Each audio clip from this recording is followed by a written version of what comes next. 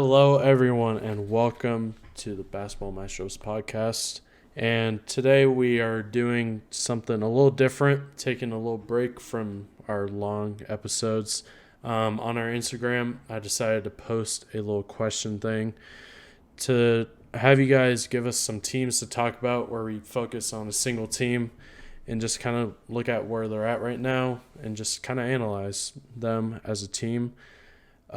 This will probably be like a 1 or 2 week thing. We got like 5 teams to talk about, so that'll probably take up some show time. But today we're going to be talking about the Toronto Raptors, a team right now that are 12-14 and sitting 11th in the East.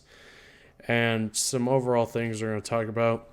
It's going to be kind of for every team we talk about, but we're going to give a letter grade, summarize their year so far, give out some standout and disappointing players, and then some expectations, and then if the team's good enough for a playoff spot, and if we would like to see anyone traded or someone we would like to see the team trade for. So I guess we can just start off with a letter grade. Right now, I'd probably give the Raptors probably C+. I didn't expect much from them coming into the year, but they've overachieved a little bit. They're 12-14, which obviously isn't too bad. They can still obviously get into a play-in spot as they're 11th right now, but still picking up some wins. I thought they'd be more of a bottom feeder, to be honest, coming into the year. But I can honestly see this team moving up into a play-in spot. Yeah, as usual on the show, we always have the same answers. I have him as a C plus. Kind of like the same thing. I didn't really expect anything from this team coming into the season. Kind of get into it in the next question, how I summarize their year so far. But you didn't view them as a playoff team. Many people didn't. They're kind of, they're in like this weird rebuild place. But no, they've definitely overachieved this season, and some players have definitely playing a lot better than people thought. And said they're sitting 12-14 right now, and yeah, they are. That's just it's just decent. It's where you kind of expected the team to be, and yeah, they get a C plus. Kind of overachieved, and they haven't disappointed. Yeah, so glad we're on the same page there. Now to kind of summarize their year so far. Currently they're 5-9 at home, which obviously is not good, especially with a home crowd like Toronto. A definite advantage to play there. So they got to do a better job at defending their home court. 5-5 in their last 10, currently on a 1-game winning streak. Some noticeable losses that I've noticed from them is they lost to Detroit, Portland, Boston twice, Indiana, Memphis, and OKC. OKC was a home game that they lost, which was obviously not ideal. But yeah, they just been kind of middle of the pack, which is kind of expected from this team. But some noticeable losses that you kind of expect. This team's still good enough to win games, obviously, against Detroit and OKC. But Boston, you feel like they can beat them. Indiana's been struggling. And Memphis, they're probably close and even, but I think Toronto can definitely beat them, and Portland. But yeah, it's just some pretty bad losses that they honestly could have won. And obviously their home record obviously not being good obviously impacts that as well. Yeah, where I kind of summarize their year. I mean, it's kind of been a weird. They were a weird place to be in. Obviously, they're being more competitive than people thought, and I just feel like they're kind of in a rebuilding stage, but at the same time, they're competing for a play-in spot. So it's just like it's an awkward place to be in for a team, but obviously, like they're still trying to win, they're still trying to make the playoffs. But like you did mention, they're taking losses to some teams like the Celtics, Pacers, Grizzlies, and these are all teams that like even the Thunder a couple days ago, and it's just like these are games that they should be winning. Like you can see them winning, and if like half of those games you mentioned go the other way, like they could literally be like a 5 or 6 seed right now because of how close the East is. So it just shows you how important every game is this year. And yeah, I mean they have some wins, over the Sixers. I mean those are like pretty impressive. And I just think that with a little bit more like time, this couple more years, I think this is definitely a lock for the playoffs. Yeah, you said it. They've had some. If they picked up some of those losses, they definitely would have been higher in the seeding. They're 10-8 in the Eastern Conference, which honestly isn't bad. Um, Knowing that the East has been more competitive this year. Their road record is better than their home record, which kind of doesn't make any sense at 7-5. But yeah, it's been kind of a weird year for them, but they're obviously still a pretty competitive team with some good players like Gary Trent, Van Fleet, Pascal, and Scottie taking a step that we honestly didn't expect. Offensively, at least, his defense has translated pretty well, but his offense has been really, really good coming out of the gates. But now, transitioning to standout and disappointing players, we'll start off with disappointing players. My number one is Precious Sachuya, a guy that you got from the Heat and Goran Dragic for the sign and trade with Lowry. I thought Precious was a kind of interesting piece in the Olympics. He was pretty good. But on the year, averaging 8 points, 8 rebounds, which honestly isn't too bad. But once you look at his shooting percentages, that's when it goes pretty bad. 38% from the field as a center, that won't get the job done. And shooting 27% from three. His three hasn't really been a skill set for him, but he's obviously trying to work on it. But 27% is obviously nowhere near good. And recently he's just been DMPs. Obviously, I thought coming into it he would get at least some sort of playing time, but Boucher has completely taken his spot. And now he's just not even playing anymore. So it's kind of weird for Precious coming in as their starting center, and now he's just completely out of rotation. Curious to see if he'll ever get minutes again. I feel like he probably will, but if he's giving you that type of production, it obviously makes sense for him to get out of the rotation and get DMPs if he's not giving you any sort of positive on the floor. Yeah, for sure. My first disappointing player is gonna be Goran Dragic. I know he like kind of he like stepped back away from the team and all that, but like you mentioned already in that sign and trade with the Heat for Lowry, you're getting back a veteran point guard who's making close to $20 million this year, and he's not giving you guys anything. I know. I read up that he's like in his home country or something, just training up for a trade deadline or a buyout, which is it's fine for him, but I just think that I mean he only played 5 games for you guys this season and is averaging 8. Obviously, for trading Kyle Lowry, you kind of hope you at least get something more out of him, and especially with a team that I feel like needs more depth, he'd definitely be really good for them. But obviously isn't playing, and yeah, I just feel like it's just a huge disappointment not having him on the court. Yeah, you're paying him 20 million just to leave for personal reasons, which obviously like if I respect and all that, but still for like basketball reasons, it is. Yeah, kind of don't know how to gauge Dragic. Obviously, he's not getting any PT. He hasn't been since the beginning of the season and has taken a step away from the team. But I would honestly be surprised if he's still on this team, whether it be after the trade deadline or after the end of this season. I believe he only has 1 year left, so it's honestly probably not too bad. But I feel like you just got to move on from him at this point since he's really not being utilized at all. Um, Trading him to Dallas has always been a thing. That's always been rumored to give the Mavs another ball handler and a guy that can create his own shot, whether it be on the bench or starting.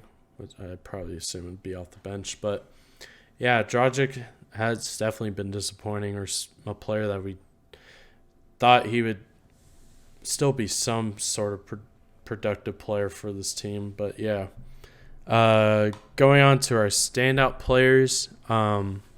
Still injured at the moment, but mine is OG, averaging 20 points, 5 rebounds, shooting 43% from the field, which is the lowest of his career. 37% from three on 8 attempts, which is he's really chucking the threes this year.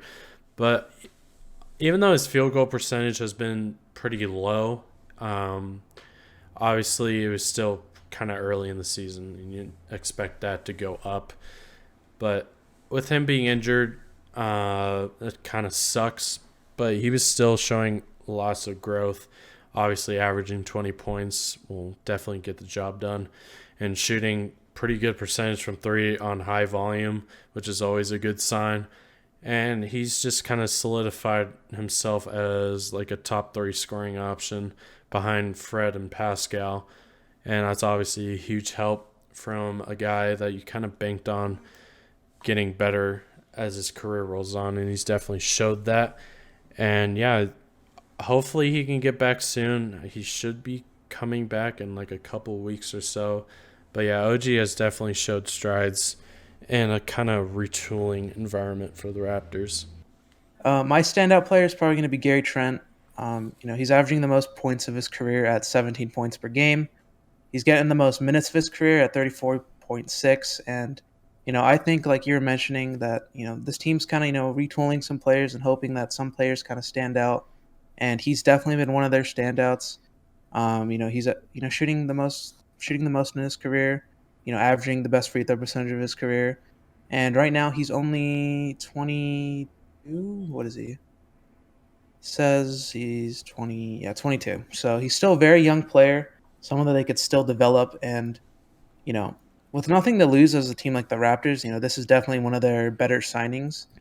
I think that he's been really good for this team. And, you know, honestly, any kind of production from any players like, Gary Trent, who's, exceeded expectations, I'd say a little bit. Um, you know, Definitely one of their standouts this year. Yeah, I agree. Once the Raptors traded for him from Portland, I kind of didn't know how to view that trade because I feel like it was kind of like a neutral kind of move because Yeah. they're both kind of same skill set. I feel like Gary Trent's probably a better defender and has more size, but now looking at it now, I feel like Toronto definitely has won that trade. Gary Trent has really been a great player for them. His 3 point shooting is obviously one of his bigger skills, and his defense has been good. So yeah, he has definitely been a bright spot for them. Another player that I mentioned that stood out to me was Scottie Barnes. He's averaging 15 points, 8 rebounds, 49% from the field, and 34% on threes on 2 attempts. Um, I haven't really been too much into college basketball, but looking at Scottie Barnes coming into the draft, I knew he was a really good defender and that his offense was kind of a work in progress and it wasn't really something you can bank on coming into the NBA. But obviously, he's shown really good offensive skill sets. Obviously, averaging 15 points as a rookie is pretty good. Shooting 49% from the field, which is really good as well. Um, Shooting relatively okay on threes at 34%, but then again, he's only taken 2 attempts per game, which isn't too bad. But yeah, Scottie Barnes has been something that has definitely worked out for them. I believe in the draft they're debating taking Jalen Suggs, if I'm not mistaken. But obviously, Scottie Barnes has worked out and has been another bright spot for this team. And I feel like his offensive game will continue to develop and honestly could be considered for Rookie of the Year if he keeps this up. Yeah, Scotty Barnes has been really impressive as well, and he's going to be my second most, standout player as well. Like you already mentioned, averaging 15 points on the year pretty much, and his shooting is, he's 48% from the field, 34% from three. Um, you know, pretty good. 70% from the free throw line. You wish that would go up a little bit, but his offense has been pretty good, I'd say so far. Already getting respect from guys like KD is obviously like a good thing for a 20-year-old, rookie season already. Yeah, and like you pretty much nailed it on all like the points and what's really been outstanding for him. And yeah, I think the Raptors' future is definitely bright with a player like him, and they definitely hit on their pick. And then the last player I want to touch on is Fred VanVleet. Stepping into the Kyle Lowry role as the starting point guard for the Raptors. Very solid stats: 20 points, 5 rebounds, 6.4 assists. Which obviously his playmaking was kind of at question with Kyle Lowry leaving. With Kyle Lowry there, he's more reliant for his scoring, but honestly has been very surprising in his playmaking. Obviously, as I just said, 6 assists, which is really good, and still shooting pretty good as well. 43% from the field, 39% from three, taking 8 attempts. Similar to OG, they're both been launching this year. But yeah, there's not really too much to complain about with Fred. He's really stepped up for this team as well. Averaging 20 and 6 and 5 rebounds as a small guard, which is another surprising thing. Yeah. Yeah, not too much to say about Fred, but he's just been really solid for them, and he's stepped up with the absence of Lowry. Yeah. I forgot to mention one of my more disappointing players. Pascal. I know he's gotten like a lot of kind of hate in the past, but right now he's averaging 19, 7, and 4. And those aren't really bad numbers, but he's averaging the lowest points per game in his past 3 seasons. And when you trade away a guy like Kyle Lowry and with Kawhi obviously gone, those are kind of two players that are kind of in his way. I feel like now you need someone to step up, and like you said, Van Vliet has definitely kind of stepped up and been a lot better. But I feel like if you're gonna right now, he's getting paid 33 million, and I feel like if you're gonna pay a guy 33 million, I feel like he should have a little bit more impact. He's shooting 45% from the field, 34% from three, and 75% from the free throw line. Those aren't bad numbers, but I feel like they could just be a little bit better. I think he's playing fine. I just feel like he could do a little bit better. I feel like those numbers can go up a little bit. Um, and like we said, the Raptors are obviously in like a weird position this year, but I feel like if he does play a little bit better, you could definitely see them take that step up and guarantee a playing spot. Yeah, I agree. Yeah, his numbers aren't bad at all, but then again, you are paying him a pretty large margin of 33 million. So you'd like to see him kind of be in like the mid 20s ish in terms of scoring. His rebounds could probably go up a little more, but then again, you have a guy like Scottie Barnes who's a pretty good rebounder, taking some of those away.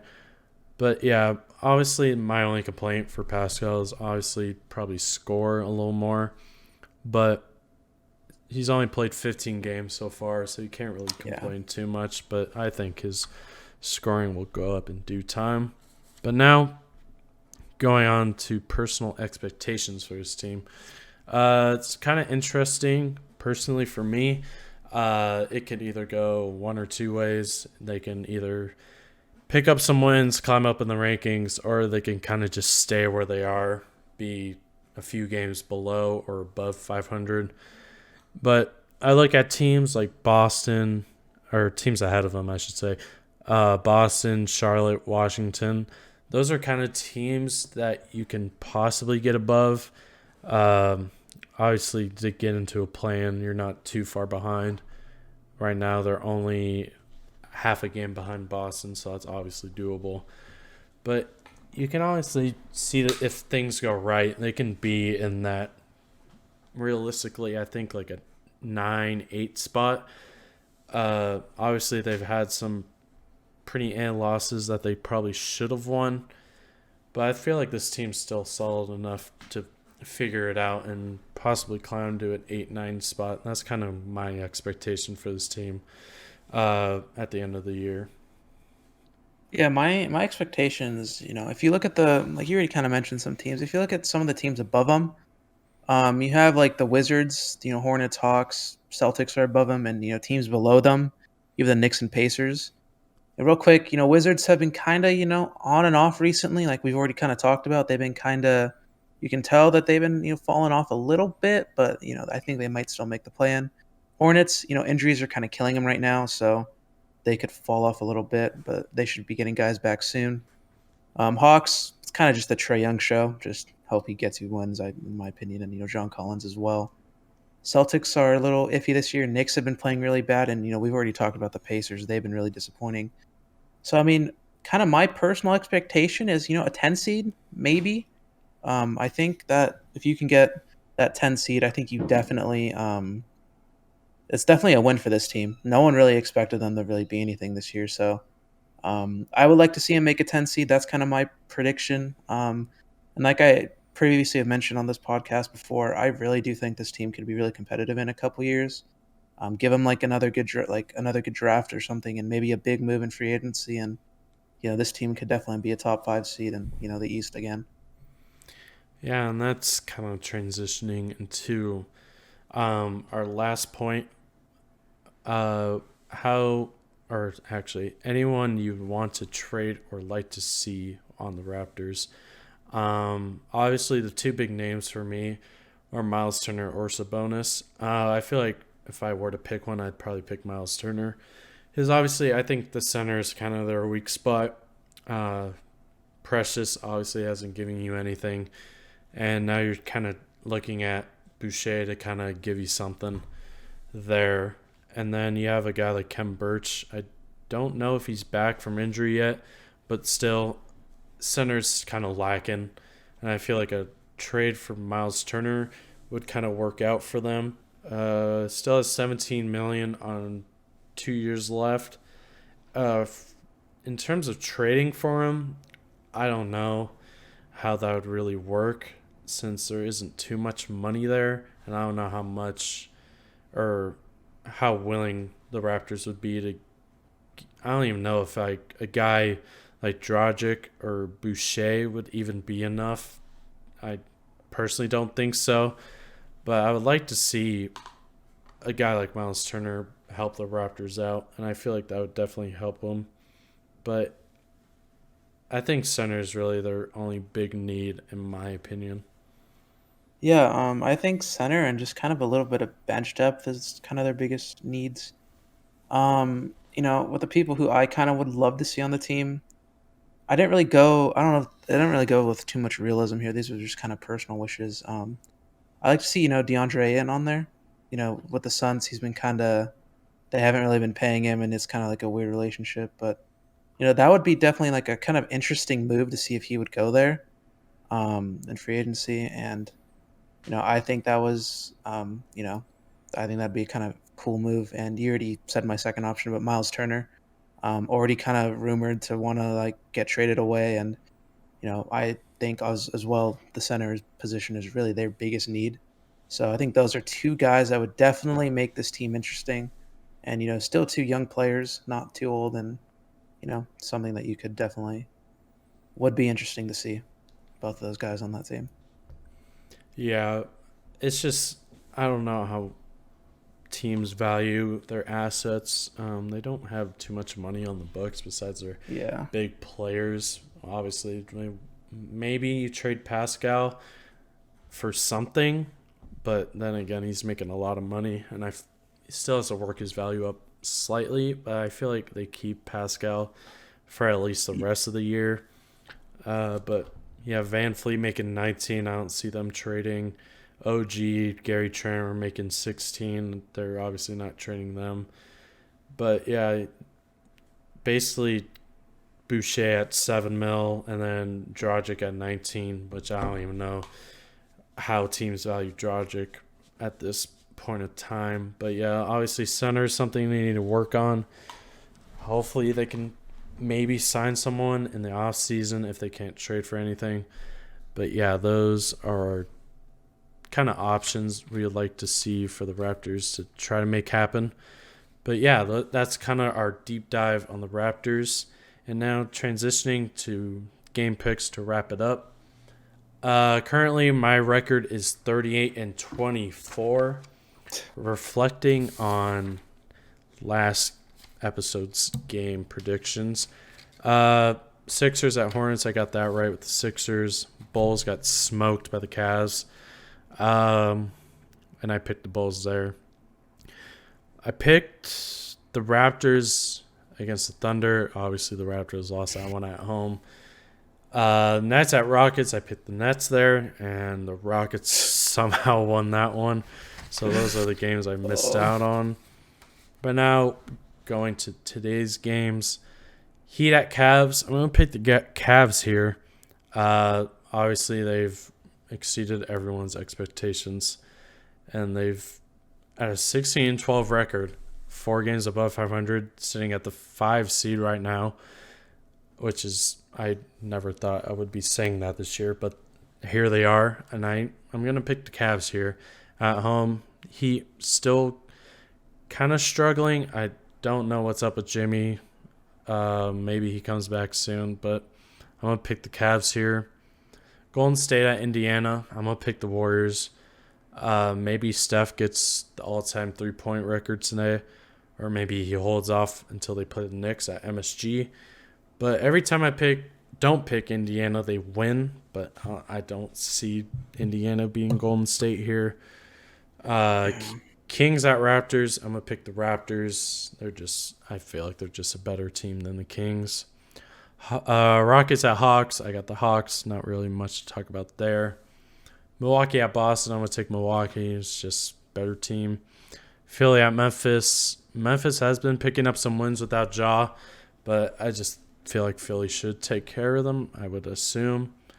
Charlotte at Dallas. I'm going to pick Charlotte here. Luka's still out for a couple more games, I believe, and Terry Rozier's coming back, which is obviously a huge help for them. Wizards at Denver. I'm going to pick the Nuggets here. As we mentioned slightly, the Wizards have been kind of off and on. I just feel like Denver with Jokic, no one's going to be able to stop them on the Wizards side. And then Suns at Clippers. I'm going to pick the Suns, even though they're still without Booker. The Clippers are without Paul George, and I just feel like the Suns are just better, well-rounded team than the Clippers, even with both teams missing their stars. I'm still pick the Suns here.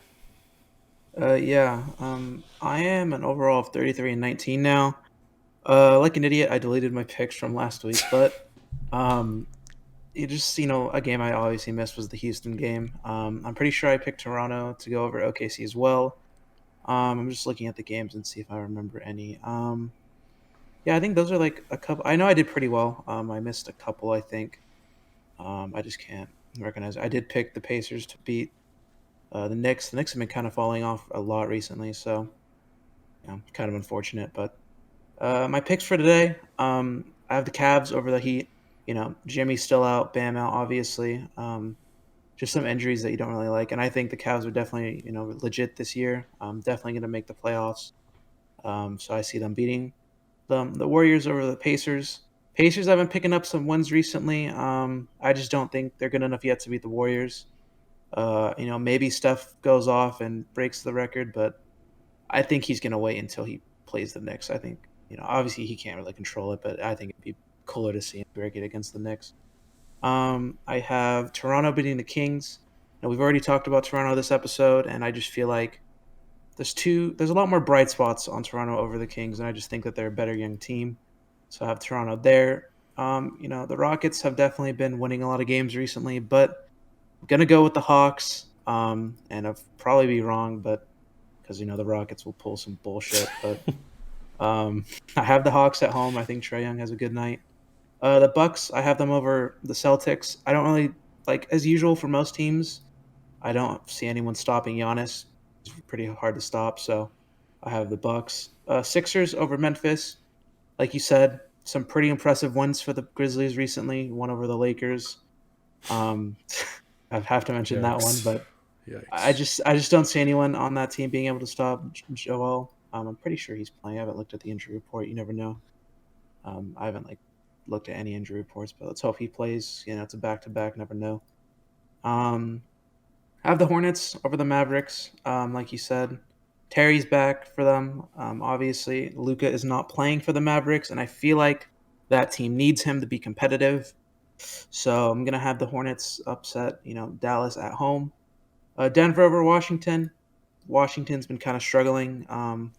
We already mentioned, Bradley Beal struggles, and feel like, Jokic at home will get the job done. And Phoenix at the LA Clippers. Phoenix, obviously, one of the top 5 best teams this year. So there's no reason for me not to pick them. I think, Phoenix takes care of the Clippers on the road. All right, that will do it for this kind of deep dive thingy that we're doing. We got 4 more teams to talk about, so be on the lookout for those. And hopefully you guys enjoyed. Leave a like, subscribe, leave the Instagram in the description for you guys to follow that. And yeah, we'll see you in the next deep dive thingy, whatever we want to call this. So, see ya. Leave a like or you're not cool. Yeah, or you have no friends.